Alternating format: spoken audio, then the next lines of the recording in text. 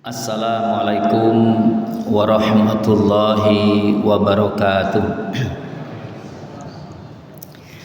Alhamdulillahilladzi arsala rasulahu bil huda wa dinil haq liyudhhirahu 'ala dini kullihi walau karihal musyrikun.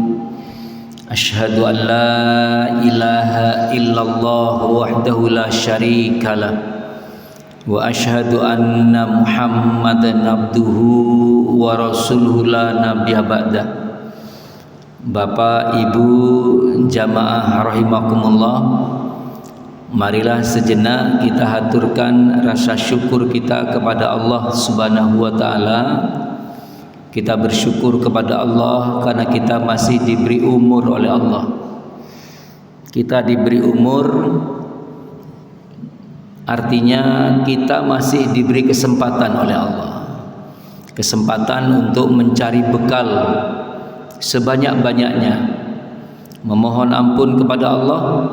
Dan mudah-mudahan hadirin sekalian, beriringnya umur bertambah, mudah-mudahan beriring pula iman kita bertambah kepada Allah Subhanahu wa taala, sehingga di penghujung usia kita kelak kita berada pada tingkat keimanan yang paling baik kepada Allah.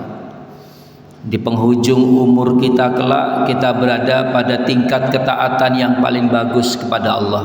Amin ya rabbal alamin. Ma'asyiral muslimin rahimakumullah. Tema yang kita angkat pada malam hari ini adalah menjaga akhir hidup sebagai bentuk muhasabah di akhir tahun. Saya mohon maaf, akhir tahun yang dimaksud ya akhir tahun ini Pak, 31 Desember ini. Bapak Ibu yang berbahagia, mengapa di awal muhasabah itu saya sampaikan kata-kata menjaga akhir hidup? Karena sesungguhnya akhir hidup itu lebih penting daripada awalnya. Walal akhiratu khairul laka minal ula. Jadi akhir itu lebih penting daripada awal. Mohon maaf, jangan terlalu yakin bahwa orang yang aktif di masjid pada malam hari ini, termasuk yang diundang untuk menyampaikan tausiah pada malam hari ini, kelak menghadap kepada Allah dalam keadaan husnul khotimah. Jangan terlalu yakin. Kalau jenengan tidak berikhtiar sungguh-sungguh untuk menjaga akhir hidup, maka bisa jadi sebaliknya hadirin sekalian. Adapun orang-orang yang di luar sana, yang jenengan ketika berangkat menuju ke masjid ini, ngapunten Pak, masih keleleran di jalan, atau mungkin ketika subuh jenengan berangkat dari rumah dengan yakinnya menuju masjidnya Allah, lalu sepanjang jalan dari rumah ke masjid kita bertemu dengan orang yang masih tidur, ngapunten, masih keleleran di jalan. Wayai subuh, wayai sholat kok sih keleleran? Tidak perlu begitu Pak. Belum tentu mereka mendapatkan hidayah dari Allah, Islamnya lebih bagus dari kita, dan akhirnya akhir hidup mereka itu husnul khotimah. Belum tentu Pak. Oleh sebab itu hadirin sekalian, saya mengambil tema ini karena memang di tengah-tengah kita sekarang ini Pak ada gangguan. Yang saya katakan gangguan ya akhir tahun ini. Jadi saya menyebut akhir tahun itu bukan akhir tahun Komariah Pak, ya akhir tahun Masehi ini. Di akhir tahun Masehi ini kita bertemu dengan 2 hari yang kita berada di tengah-tengahnya. Yang pertama kemarin sudah lewat hari Natal, dan insya Allah besok malam tahun baru. Ma'asyiral muslimin rahimakumullah, perlu saya angkat tema ini.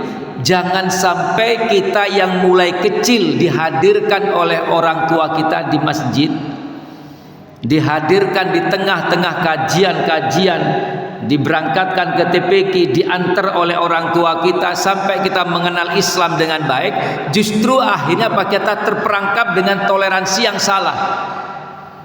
Toleransi itu adalah menghargai tapi tidak mengikuti. Toleransi itu menghormati tapi tidak mengadopsi, Pak. Toleransi itu memberikan ruang kepada mereka untuk beribadah sesuai dengan keyakinan mereka masing-masing, tapi kita tidak masuk ke dalam ruangan itu. Itulah toleransi, hadirin sekalian. Oleh sebab itu saya ingin menyampaikan batasan-batasan ya tentang ibadah yang ada di Al-Qur'an. Semuanya bersumber pada Al-Qur'an. Yang pertama, mari kita angkat pelan-pelan hadirin sekalian. Yang pertama adalah Natal. Natal itu oleh mereka diperingati tanggal berapa, Pak? 25 Desember. Apa pesan yang ingin mereka sampaikan tentang Natal, Bapak Ibu? Atau apa keyakinan mereka tentang Natal itu? Monggo Pak, saya dibantu Pak.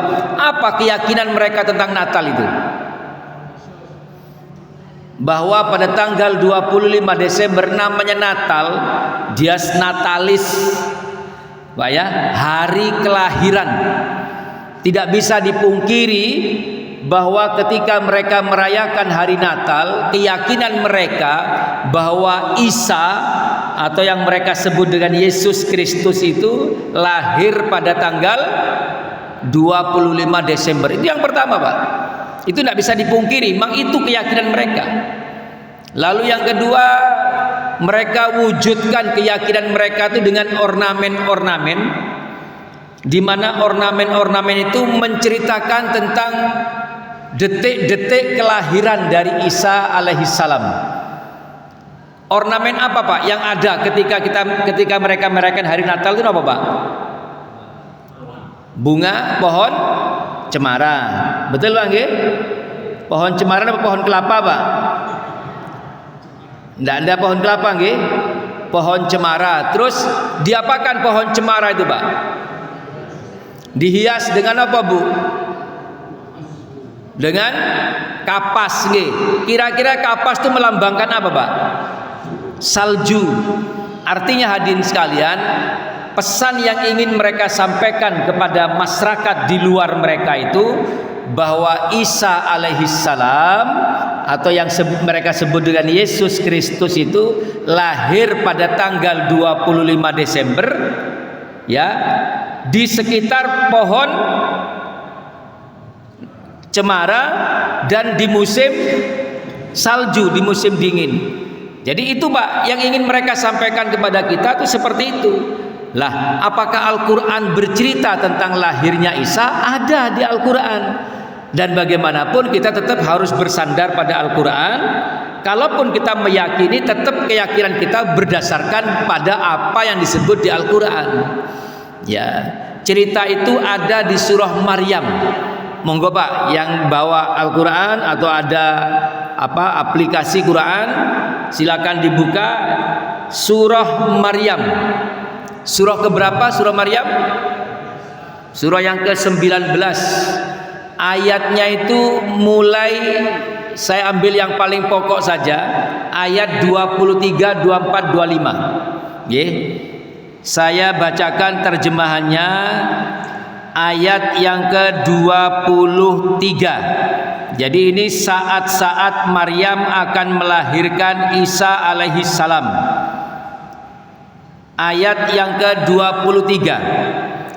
Kemudian rasa sakit akan melahirkan, memaksanya bersandar pada pangkal pohon kurma. Lebu, ini Al-Quran. Al-Quran apa? Di awal, jauh sebelum kita ini belajar tentang Al-Quran, jauh sebelum kita membaca surah-surah yang lain, ya Allah sudah berpesan kepada kita semuanya, dzalikal kitabula raiba fi hudal lil muttaqin. Inilah kitab yang tidak ada keraguan, jangankan disalahkan, diragukan saja tidak. Hudal lil muttaqin, petunjuk bagi orang yang bertakwa. Di Al-Quran itu Bapak Ibu, kalau sudah ada Alkitab, ada Al-Quran, ada Injil, ada Taurat, ada Zabur, di sekitarnya itu mesti ada kata-kata hudan. Karena apa? Hadirnya kitab suci itu memang sebagai petunjuk. Termasuk ini, ya. Allah sudah menyampaikan, "Dzalikal kitabul la raiba fihi hudal lil muttaqin." Inilah Al-Quran, ya, yang tidak ada keraguan di dalamnya. Jangankan dipersalahkan, diperdebatkan tentang kebenarannya, itu tidak ada, Pak. Bahkan hadirin sekalian, Allah memberikan daftar orang-orang yang bertakwa, hudal lil muttaqin, petunjuk bagi orang yang bertakwa. Siapakah orang yang bertakwa? Perhatikan, Pak. Siapakah orang bertakwa? Didaftar oleh Allah. Yang pertama siapa? Alladzina yu'minuna bil ghaib. Orang yang bertakwa itu yang pertama orang yang percaya kepada yang ghaib. Hadirin sekalian, yang kita lihat sekarang ini, lahirnya seorang anak itu karena pernikahan, karena perkawinan seorang laki-laki dan perempuan. Tapi Allah ceritakan dalam surah ini, ada seorang perempuan yang bisa punya anak tanpa kehadiran seorang laki-laki. Berarti termasuk apa? Termasuk ghaib. Ini yang dikatakan oleh Al-Quran. Seakan-akan Allah berpesan, jauh nanti sebelum kamu melihat apa yang ada di Al-Quran, belajar tentang surah-surah yang lain, maka aku ingatkan, kata Allah, bahwa di Al-Quran itu nanti ada cerita-cerita yang otakmu tidak nutut, akalmu tidak nyampe. Ya, tetapi kalau kamu ingin dikatakan orang bertakwa, kamu harus percaya. Makanya Allah sampaikan alladzina yu'minuna bil ghaibi. Sebelum Allah menyampaikan bahwa orang bertakwa itu orang yang mengerjakan sholat, membayar zakat, sebelum itu Allah sudah sampaikan alladzina yu'minuna bil ghaibi. Sudah, termasuk ini hadirin sekalian. Saya lanjutkan. Kemudian rasa sakit akan melahirkan memaksanya bersandar pada pangkal pohon kurma. Dia Maryam berkata, "Wahai, betapa baiknya aku mati sebelum ini dan aku menjadi seorang yang tidak diperhatikan dan dilupakan." Ini ayat yang ke-23. Ini Al-Quran, Pak. Pedoman kita ini. Ayat 24, maka dia dalam kurung Jibril berseru kepadanya dari tempat yang rendah. Jibril itu, Pak, datang menemui Maryam, langsung di depannya Maryam. Hadirin sekalian, Bapak Ibu, tidak banyak orang termasuk Nabi yang bertemu langsung dengan wujud Jibril sebagai seorang laki-laki. Diceritakan di Al-Quran itu ada contohnya seperti Nabi Lut alaihissalam didatangi ke rumahnya, Pak, dalam surah Hud ayat 77 sampai 83. Nabi Muhammad sallallahu alaihi wasallam didatangi oleh Jibril langsung di depannya dalam surah An-Najm ayat yang ke-7 sampai ayat yang ke-11. An-Najm itu surah yang ke-53. Jadi Isra Mi'raj itu diterangkan dua kali. Isra-nya diterangkan dalam surah Al-Isra ayat yang pertama, surah yang ke-17 ayat pertama. Sedangkan Mi'raj-nya itu diterangkan dalam surah An-Najm surah yang ke-53 ayat 1 sampai 11. Nah, termasuk Maryam itu didatangi langsung oleh Jibril, Pak. Dalam ayat 24 ini, Jibril berseru. Apa kata Jibril? Janganlah engkau bersedih hati, sesungguhnya Tuhanmu telah menjadikan anak sungai di bawahmu. Ayat yang ke-25 hadirin sekalian, dan goyanglah pangkal pohon kurma itu ke arahmu. Dan goyanglah pangkal pohon kurma itu ke arahmu, niscaya pohon itu akan menggugurkan buah kurma yang masak kepadamu. Bu, ngapunten, ngapunten. Orang kalau mau melahirkan itu bagaimana, Bu? Kontraksi, kontraksi. Bu, person. Kontraksi itu sebenarnya mendorong apa menarik, Pak? Orang berkontraksi itu mendorong apa menarik sebenarnya? Menarik, Bapak Ibu. Ya, menarik untuk mendorong yang di bawah. Itu kontraksi, diajarkan oleh Jibril. Ya, goyanglah pangkal pohon kurma itu ke arahmu, berarti ditarik. Goyanglah pangkal pohon kurma itu ke arahmu. Artinya apa? Saat-saat mau melahirkan Isa alaihissalam, hadirin sekalian, Maryam itu berada di dekat pohon kenapa Pak? Kurma. Maka akan menggugurkan buah kurma yang masak. Berarti pohon kurmanya sedang berbuah, buahnya masak. Hadirin sekalian, Al-Quran cukup menerangkan seperti ini. Tapi mari kita terjemahkan ada apa di balik penjelasan ini. Setiap pohon yang berbuah, soal lagi panggil, setiap pohon yang berbuah itu mesti mengeluarkan bunga terlebih dahulu. Ya, di IPA itu Pak, di biologi itu ada namanya klistogami. Klistogami itu artinya pembuahan tertutup. Jadi karena bunga itu memiliki putik dan benang sari dalam satu bunga, maka ketika masih kuncup dia itu sudah bisa melakukan pembuahan, Pak. Itu namanya klistogami, pembuahan tertutup. Tapi lazimnya yang kita lihat pembuahan itu terjadi setelah bunga itu mekar. Ada putik, ada benang sari, terjadi pembuahan. Apakah putik, benang sari itu ada dalam satu bunga, atau mungkin ada bunga jantan sendiri, ada bunga betina sendiri, terjadi pembuahan. Setelah terjadi pembuahan, maka semua yang tidak mengalami pembuahan akan rontok dan berlanjut pada dihasilkannya buah. Artinya hadirin sekalian, setiap yang berbuah itu mesti berbunga. Dan perhatikan baik-baik, setiap yang berbunga Pak, untuk mengeluarkan bunga, tanaman itu Pak butuh intensitas cahaya matahari yang tinggi. Jenengan silakan, tanaman apa yang mudah berbunga? Tanaman yang mudah berbunga seperti bougainville itu mudah berbunga, jenengan masukkan ke dalam rumah, mungkin dia akan berbunga, tapi mungkin tidak selebat ketika dia ditaruh di luar. Karena apa? Cahaya mataharinya kurang. Pohon kurma itu dibawa ke Indonesia bisa berbuah, tapi mungkin tidak selebat di tempat aslinya. Karena apa? Intensitas cahaya matahari yang diterimanya itu tidak seperti di tempat aslinya. Artinya hadirin sekalian, ketika pohon kurma itu berbuah, ya, maka kejadian ini mesti di musim panas, Pak. Di musim panas. Artinya apa? Saat-saat Maryam itu melahirkan anaknya yang bernama Isa, yang pertama bukan di pohon cemara, tapi di pohon kurma. Bukan di musim salju, tapi di musim panas. Ini Al-Quran, Pak. Dzalikal kitabul la raiba fi. Tidak ada keraguan dalam Al-Quran.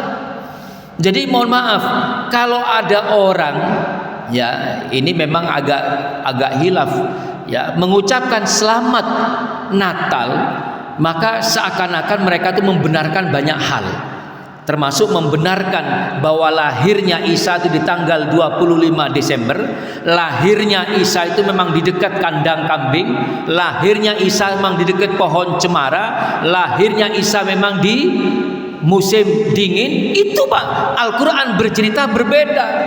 Hati-hati Pak. Hanya mohon maaf, kadang-kadang pejabat itu memang dilema Pak. Ya, saya tidak mengatakan mereka itu dosa dan sebagainya. Saya tidak ada di wilayah itu. Bersyukurlah kita orang bebas seperti kita ini, ya, tidak terikat untuk mengucapkan dan tidak mengucapkan. Pak Muntari ini luar biasa bebas, ya, mau mengucapkan tidak terserah. Tapi kalau pejabat-pejabat itu Natalan harus hadir, ya, mereka kadang-kadang juga mengucapkan. Wallahu a'lam. Saya tidak ada di wilayah itu hadirin sekalian. Ini yang pertama, Pak. Yang kedua hadirin sekalian, nanti ini malam tahun baru, banyak aktivitas kita Pak. Bapak Ibu mohon maaf, hati-hati Bapak Ibu. Kalau malam tahun baru besok yang akan datang ini bukan malam 1 Muharram Pak. Bukan malam 1 Muharram, tapi ini malam 1 Januari. Semua yang mengatakan Januari, Februari dan seterusnya itu sesungguhnya adalah tahun Masehi. Dan tahun Masehi itu hadirin sekalian, dari namanya saja Al-Masih. Ya, Al-Masih dari kata Isa al-Masehi atau Isa al-Masih, itu berarti memang bukan makom kita. Artinya apa? Tidak ada kewajiban bagi kita untuk melaksanakan, tidak ada kewajiban bagi kita untuk merayakan. Hati-hati, Rasul sudah menyampaikan, man tasabba biqaumin fahuwa minhum, barang siapa menyerupai satu kaum fahuwa minhum, maka mereka itu bagian dari kaum itu. Monggo Pak, silakan Pak. Ada yang mengatakan begini, saya tidak merayakan malam tahun baru kok, saya cuman melean. Opo om meleanmu kok gak tanggal selikurai? Saya tidak merayakan tahun baru kok, saya hanya bakar-bakar sambil menunggu pergantian tahun.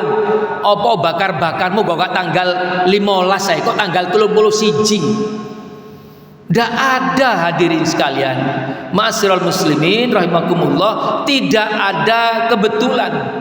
Ketika kita ada di kondisi seperti itu, tidak bisa dipungkiri bahwa itu berhubungan dengan malam tahun baru. Monggo silakan, saya sudah menyampaikan ya.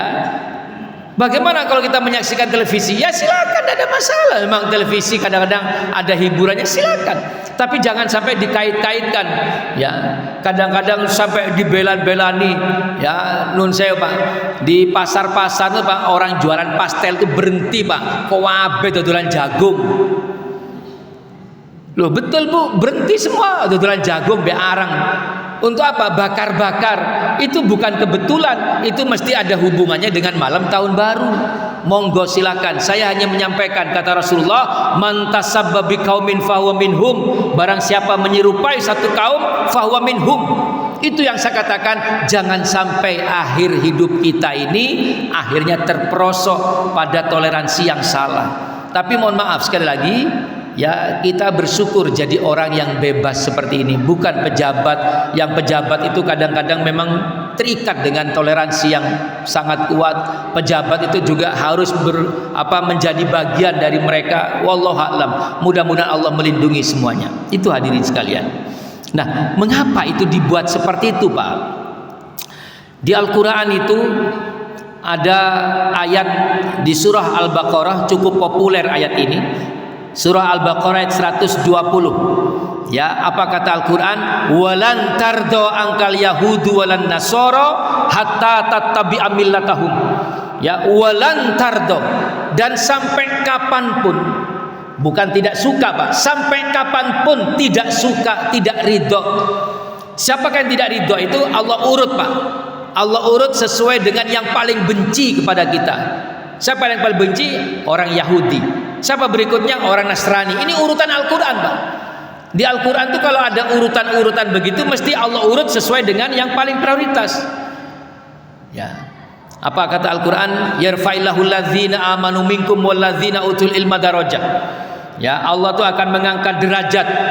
Siapa yang diangkat derajatnya oleh Allah? Alladzina amanu minkum, orang-orang beriman di antara kamu, walladzina utul ilma, dan orang-orang yang menuntut ilmu. Artinya yang disebutkan pertama kali siapa? Iman atau ilmu Pak? Orang yang beriman. Orang yang beriman dulu, baru yang berilmu. Ini menunjukkan di hadapan Allah lebih tinggi, lebih prioritas orang yang beriman dengan orang yang berilmu. Ketika kita beriman dengan sungguh-sungguh kepada Allah, maka akan ada tuntutan dari iman itu untuk berilmu Pak. Orang itu kalau beriman dengan bagus, dia akan belajar ilmu. Karena apa? Dalam iman itu ada perintah untuk menuntut ilmu. Tapi kalau berilmu dulu Pak, korupsi 300 triliun itu divonis hanya 6,5 tahun Pak. Masya Allah, itu karena ilmu Pak. Itu karena ilmu itu. Allahu a'lam apakah disertai iman atau tidak, saya tidak tahu itu. Bayangkan Pak, 300 triliun.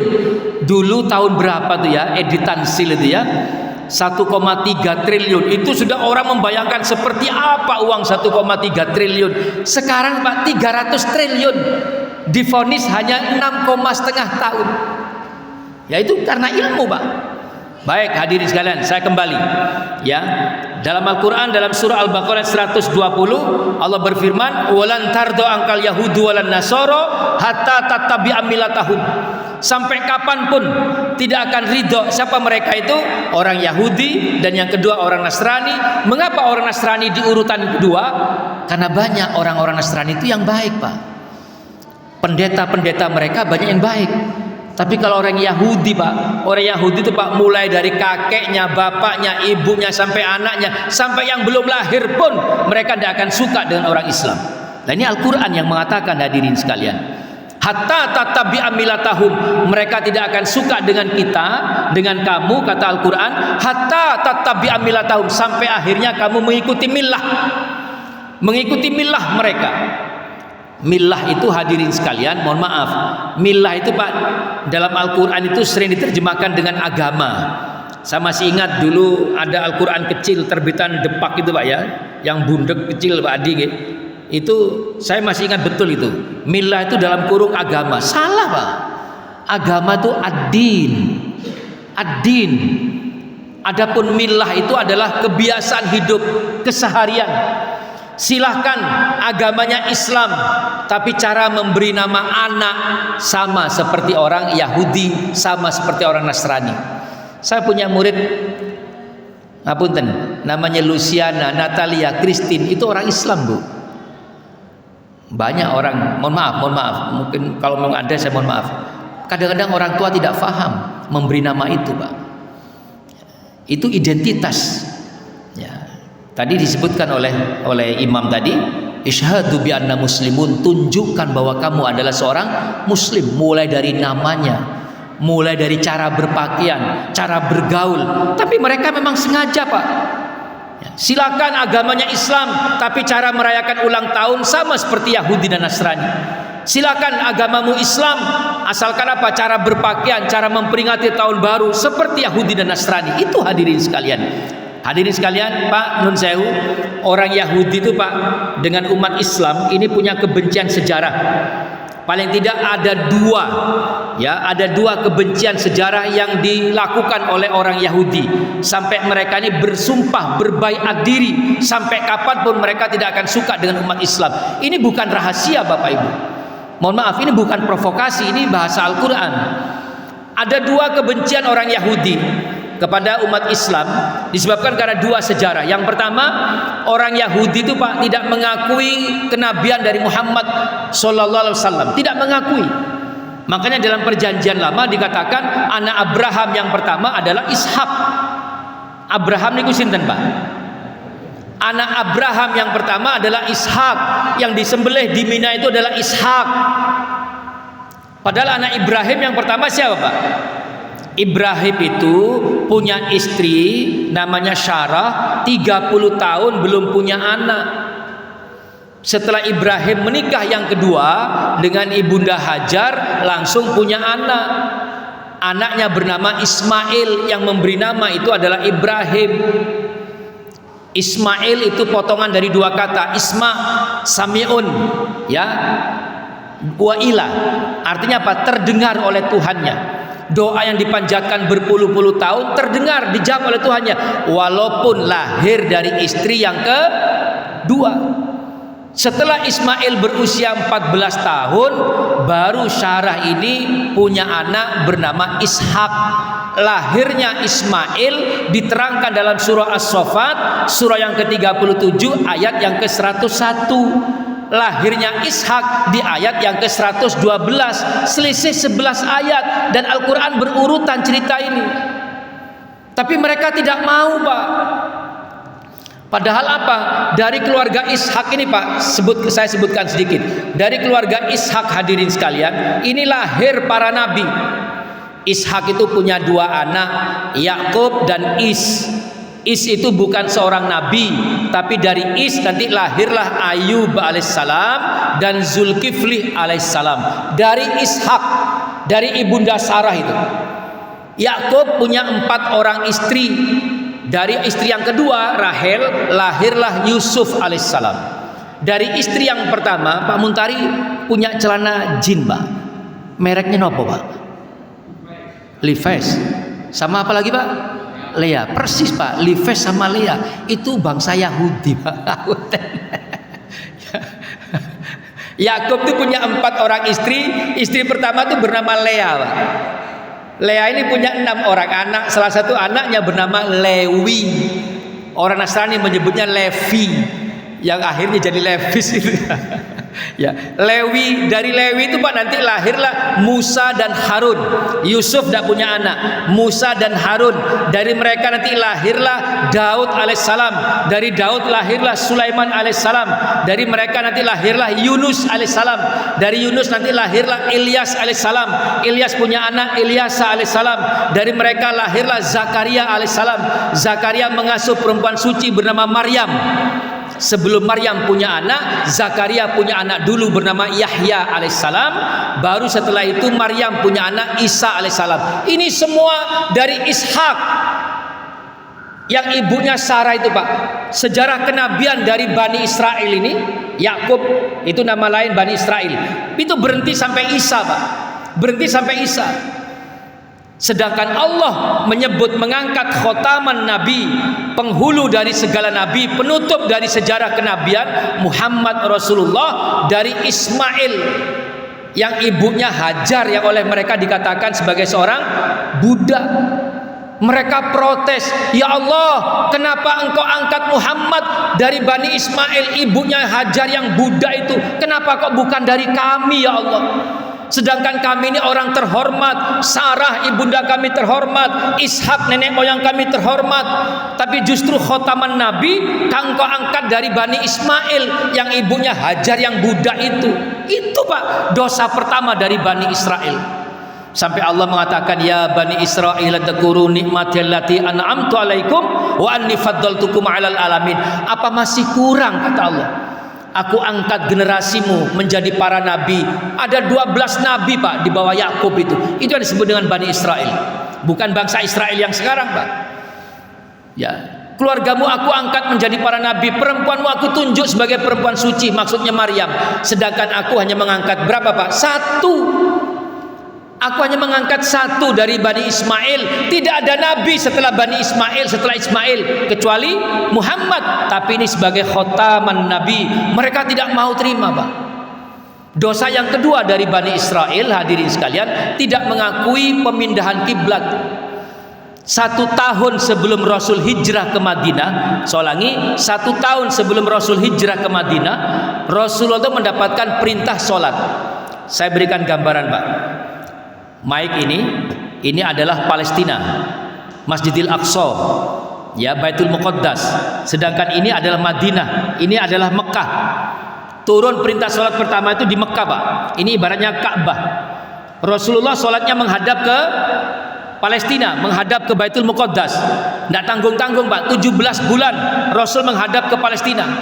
Tapi Rasul tidak sholat di depan Ka'bah, tapi Rasul sholatnya menghadap di belakang Ka'bah begini, menghadap ke Palestina. Sehingga apa? Walaupun di Mekah, tapi Rasul selalu sholatnya menghadap ke Ka'bah. Bukan di sini Pak, tapi di belakang sini Pak. Sehingga ketika menghadap ke Palestina, Rasul itu selalu menghadap ke Ka'bah. Begitu Rasul hijrah ke Madinah, tidak bisa dielakkan. Rasul harus sholat menghadap ke Palestina, sehingga sekaligus membelakangi Ka'bah. Rasul menangis pada Allah, ya Allah, kenapa harus membelakangi Ka'bah ya Allah? Kenapa harus membelakangi Ka'bah? Setiap Rasul sholat itu menangis. Kenapa membelakangi Ka'bah? Rasul tidak ingin. Akhirnya apa? Ya, pada bulan Sya'ban tahun kedua Hijriah, Allah kabulkan permohonan Muhammad Rasulullah dalam surah Al-Baqarah 144. Fawalli wajhaka satral masjidil haram. Tidak tanggung-tanggung loh Pak. Nun sewu Pak, ini kalau saya gambarkan ini agak serong begini Pak. Kalau saya gambarkan ketika Rasul sholat, ya, menghadap ke Palestina, menghadap ke Masjidil Aqsa, Rasul diperintahkan oleh Allah untuk menghadapkan kiblatnya ke mana? Ke Masjidil Haram. Rasul itu Pak menerobos, bukan cuma membalik begini Pak, tapi Rasul itu menerobos sahabat-sahabat makmum yang sedang sholat. Ya, orang-orang yang kalau di sini jangan ditiru Pak. Rasul menerobos, kenapa? Masjidil Haram ada di belakang sana Pak. Begitu selesai sholat, Rasul ditanya oleh para sahabat, ya Rasulullah, mengapa engkau putar arah kiblatmu ya Rasul? Apa kata Allah? Kata Rasulullah, saya diperintahkan oleh Allah agar sholat kita, kiblat kita menghadap ke Masjidil Haram. Maka saat itu hadirin sekalian, sholat kita menghadap ke Masjidil Haram. Bagaimana reaksi orang Israel? Marah luar biasa, marah luar biasa. Dulu ketika sholatnya menghadap ke Palestina, apa kata orang Israel? Coba kamu lihat orang Islam itu, rukuk dan sujudnya menghadap ke kampung halaman kita, menghadap ke tanah leluhur kita, Palestina, Pak. Begitu diperintahkan oleh Allah menghadap ke Masjidil Haram, mereka marah betul. Dua dosa besar itulah sampai akhirnya Allah wanti-wanti pada kita. Hati-hati, Pak. Walan tardo angkal yahudu walan nasoro hatta tattabi'a millatahum. Oleh sebab itu hadirin sekalian, maka saya peringatkan, apapun yang ada di sekitar kita, boleh jadi itu adalah merupakan rangkaian dari millah itu, rangkaian dari semuanya, agar kita ini meniru mereka, agar kita ini sama seperti mereka. Dan hati-hati ya, kita yang dididik oleh orang tua kita begitu bagusnya, jangan sampai kita meninggal dalam keadaan kafir kepada Allah. Saya berikan dua contoh, Pak. Terakhir ada dua contoh. Suatu saat Rasulullah sedang berada di sebuah majelis. Rasul itu menyampaikan pada sahabat-sahabatnya. Apa kata Rasulullah? Perhatikan, Pak, contoh ini luar biasa. Apa kata Rasulullah? Kelak ada di antara kalian laki-laki yang tinggal di neraka dengan geraham sebesar gunung Uhud. Itu sahabat-sahabat hebat-hebat semua, Pak. Bukan orang yang baru ikro satu, bukan. Ini orang hebat-hebat semua, Pak. Sudah pernah berperang bersama dengan Rasulullah, orang yang hafal Quran. Apa kata Rasulullah? Kelak ada di antara kalian yang tinggal di neraka dengan geraham sebesar gunung Uhud. Hadirin sekalian, bagi orang yang hafal Quran 30 juz, mungkin orang yang sudah pernah berperang bersama dengan Rasulullah, tidak ada pengaruhnya. Apa katanya? Tidak mungkinlah saya ini sudah hafal 30 juz, saya sahabat Rasul yang cukup dekat dengan Muhammad Rasulullah. Tapi bagi mereka yang baru masuk Islam, jangan-jangan saya ini masih baru masuk Islam. Berjalannya waktu, hadirin sekalian, perhatikan, berjalannya waktu, satu persatu sahabat Rasul yang hadir di majelis itu meninggal dunia dalam keadaan syahid, dalam keadaan syuhada, husnul khotimah. Ya, sampai akhirnya Rasul pun juga meninggal, Pak. Tinggal di antara majelis yang hadir tadi, Pak, tinggal dua orang. Tinggal dua orang. Yang pertama adalah Ar-Rajal bin Unfuah, orang yang hafal Quran 30 juz, bukan juz 30, Pak. 30 juz, mungkin luar kepala. Dan mereka ini sahabat dekat Rasulullah, sudah pernah berperang bersama dengan Rasul. Dan yang kedua adalah Abu Hurairah. Abu Hurairah itu, Pak, masuk Islam 3 tahun sebelum Rasul meninggal. Abu Hurairah itu, Pak, orang Taif, 100 kilo dari kota Mekah. Orang Taif, doanya Rasul ketika keluar dari Taif, mudah-mudahan ada laki-laki ataupun perempuan yang masuk Islam. Abu Hurairah 3 tahun sebelum Rasul meninggal, Abu Hurairah masuk Islam. Yang jelas yang minder Abu Hurairah, Pak, jangan-jangan aku, tidak mungkinlah dia hafal 30 juz, dia aktif ke masjid, bacaan Qurannya bagus, tajwidnya bagus, tahsinnya bagus, bolak-balik ceramah di mana-mana, keluar masuk masjid. Sedangkan saya baru masuk Islam 3 tahun. Hadirin sekalian, berjalannya waktu berganti dari Muhammad Rasulullah kepada Abu Bakar As-Siddiq. Nah, dalam pemerintahan Khalifah Abu Bakar ini, hadirin sekalian, hiduplah seorang pendusta agama bernama Musailamah Al-Kadzdzab. Musailamah Al-Kadzdzab ini, hadirin sekalian, mungkin bahasanya mempesona, mungkin kekayaannya juga banyak, sehingga perlahan-lahan banyak orang Islam yang tertarik masuk dalam kelompoknya Musailamah Al-Kadzdzab. Maka melihat fenomena ini, hadirin sekalian, datanglah Ar-Rajal bin Unfuah menawarkan diri kepada Khalifah Abu Bakar. Ya Khalifah, izinkan saya berdakwah kepada Musailamah Al-Kadzdzab, akan saya kembalikan dia pada Islam yang sebenarnya. Yang menawarkan diri bukan orang ecek-ecek, Pak. Ini orang yang hafal Quran, ya, dikenal sebagai orang yang dekat dengan Muhammad Rasulullah. Diizinkan, silakan kamu berangkat, silakan kamu berangkat. Ya, dakwahi itu siapa? Musailamah Al-Kadzdzab, pastikan dia kembali ke dalam Islam yang sebenarnya. Berangkatlah Ar-Rajal bin Unfuah, hadirin sekalian. Ma'asyiral muslimin rahimakumullah. Itulah pentingnya menjaga akhir. Menjaga akhir, Pak. Mohon maaf, jangan pernah mempermasalahkan orang yang kemarin-kemarin, Pak. Yang paling penting adalah seperti apa wajah kita hadapkan kepada Allah. Betul, Pak? Seperti apa wajah kita hadapkan kepada Allah. Begitu sampai pada Musailamah Al-Kadzdzab, Tidak tahu apakah ini mungkin karena pesona dari ucapannya Musailamah al-Kadzdzab, atau mungkin ditawari jabatan atau apapun hadirin sekalian. Ya, akhirnya Pak Ar-Rajal bin Unfuah itu Pak masuk dalam kelompoknya Musailamah al-Kadzdzab. Dia mengakui bahwa Musailamah al-Kadzdzab itu adalah nabi setelah Muhammad Rasulullah. Gugur syahadatnya Pak. Dia mengakui bahwa Musailamah al-Kadzdzab itu adalah penerus dari Muhammad Rasulullah. Gugur syahadatnya hadirin sekalian. Nah ini Pak, pentingnya pengaruh dari seorang ulama yang berada di sekitar kekuasaan Pak. Kalau sudah ada ulama di sekitar kekuasaan, maka magnet ini semakin besar Pak. Lawang konwae ya, ulama sekelas itu sudah masuk ke kelompoknya, apalagi kita orang awam, berbondong-bondong orang, semakin banyak orang masuk ke kelompoknya Musailamah al-Kadzdzab. Hadirin sekalian, melihat fenomena seperti ini, Abu Bakar As-Siddiq Pak merasa wah ini berbahaya. Akhirnya diperangi Pak, diperangi. Maka Musailamah al-Kadzdzab itu meninggal kafir Pak, dibunuh oleh Wasyi. Pernah dengar Wasyi? Siapa Wasyi? Yang membunuh Hamzah dalam perang Uhud. Ya, dia membalas dosa besarnya membunuh Hamzah dengan membunuh Musailamah al-Kadzdzab. Sedangkan Ar-Rajal bin Unfuah dibunuh oleh Sa'ad bin Khattab. Sa'ad bin Khattab itu Pak kakaknya Umar bin Khattab, meninggal dalam keadaan kafir hadirin. Naudzubillah, tsumma naudzubillah. Itu Pak akhir hidup orang yang mungkin suka ceramah di masjid, orang yang mungkin sering tahajudnya panjang atau apapun, tapi hatinya hadirin sekalian tidak terjaga dengan baik, dia masuk dalam kelompok naudzubillah, tsumma naudzubillah. Adapun di cerita yang lain hadirin sekalian, Umar ibn Khattab. Umar ibn Khattab itu Pak orang paling jahat. Bu, Umar itu masuk Islam di bulan Dzulhijjah tahun ke-6 kenabian. Berarti berapa tahun Pak? 6 tahun Pak. Tidak tanggung-tanggung, 6 tahun memusuhi Muhammad Rasulullah. Setiap bangun tidur dia hanya mencari mana Muhammad untuk dibunuh Pak. Dia pernah membunuh anak perempuan, anak kandungnya, dibawa ke padang, dibikinkan lubang, disuruh masuk, disiram dengan pasir. Abi, kenapa kau siram aku dengan pasir Abi? Dengan ketawa-ketawa disiram lagi sampai akhirnya terkubur hidup-hidup anak kandungnya. Kita tidak pernah melakukan seperti itu hadirin sekalian. Kita tidak pernah hadirin sekalian. Pak, seandainya jenengan bertemu dengan Sayyidina Umar saat Sayyidina Umar belum masuk Islam, saya yakin Pak, jenengan itu mesti ngomong gini, Mar, kau itu mesti neraka Mar. Mesti ngomong gini, Mar, kau itu mesti neraka. Karena apa? Jahatnya.